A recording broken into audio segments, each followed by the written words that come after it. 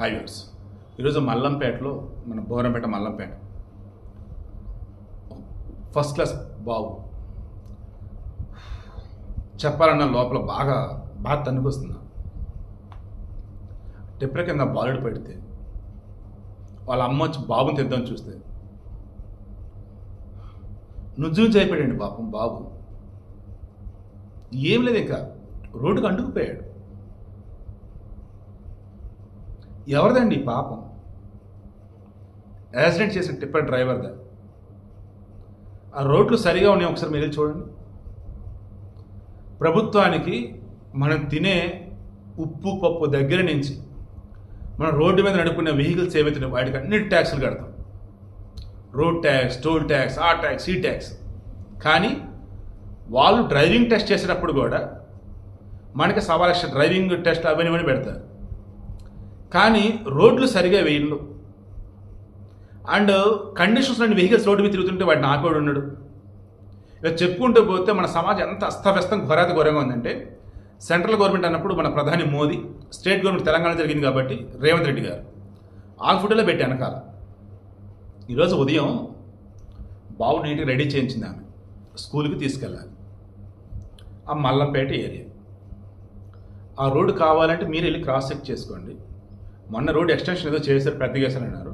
మళ్ళీ అస్తవ్యస్తంగా ఉంది రోడ్డు, అక్కడక్కడ అన్ని చోట్ల కాదు. ఆ టెప్పర్ని దాటించబోతూ పాపం మరి ఆమె ఎలా వెళ్ళిందో ఏంటో కానీ టెప్పర్ ఎడ్జి కొట్టుకుంది, బండి కొట్టుకొని ఈమె కింద పడింది. వాళ్ళ కొడుకు కింద పడ్డాడు. ఆ బెడ్ మీద టెప్పర్ వెళ్ళిపోయింది.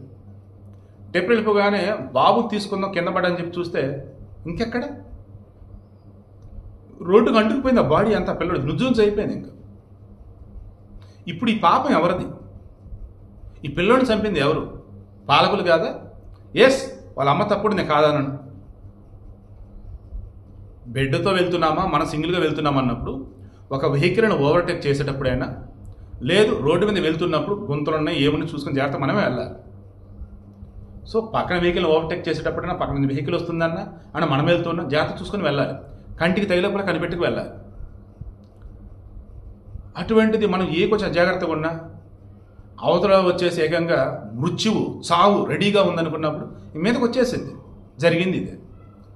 తల్లి తప్ప అనలేము, టిప్పరాడు తప్ప వాడి దగ్గర వాడు వెళ్తున్నాడు అంటాడు. అండ్ ఈ టిప్పర దోళ్ళు ఘోరంగా తోలుతూ ఉంటారు, అసలు అడ్డదిడంగా తోలుతూ ఉంటారు వాళ్ళు కూడా.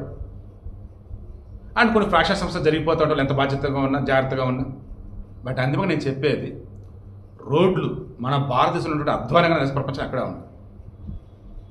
మళ్ళీ మన భారతదేశం సూపర్ రోడ్లు ఉంటాయి, మరలా ప్రపంచం ఎక్కడ అంత అద్భుతమైన రోడ్లు. అద్భుతం ఎక్కడే, దరిద్రం ఎక్కడే.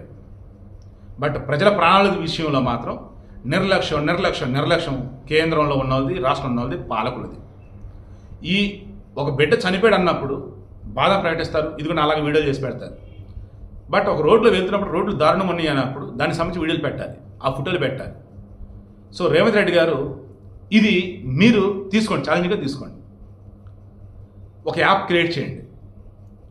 ఎక్కడైతే రోడ్డు గొంతుందో ఫోటో తీసి ఆ యాప్లో పెట్టాలి విత్ లొకేషన్. ఇమీడియట్లీ వచ్చి దాన్ని పూర్తి చేయాలి. రోడ్డు ఉండాల్సిన వెడల్పు ఎంత ఉంది అంత, ఎస్ ఆ సైన్ బోర్డులు పెట్టండి. అంత లేకపోతే అది కూడా యాప్లో అప్లోడ్ చేస్తే ఇమీడియట్గా వచ్చి గవర్నమెంట్ వచ్చి రోడ్లు వేసేయాలి. ఇది కనుక మీరు చేయగలిగితే సార్ మరో 20 సంవత్సరాలు మీరే ఉంటారు సార్ తెలంగాణ సీఎంగా. చేయండి సార్, దయచేసి చేయండి. రోడ్లు కనుక నీట్గా కనుక ఉంటే 99% ప్రమాదాలు అరికట్టవచ్చు. It's sincere request sir. మా చనిపోయిన పిల్లోడిని చూస్తుంటే గుండె తరుక్కుపోతుంది నాకైతే. పిల్లోడు చనిపోవటం వేరు, అసలు నుజ్జుయ్యి అంటుకుపోవడం రోడ్డుకి అయితే తలుచుకునే భయం వేస్తుంది నాకైతే. మీ పిల్లల జాగ్రత్త, మీరు జాగ్రత్త.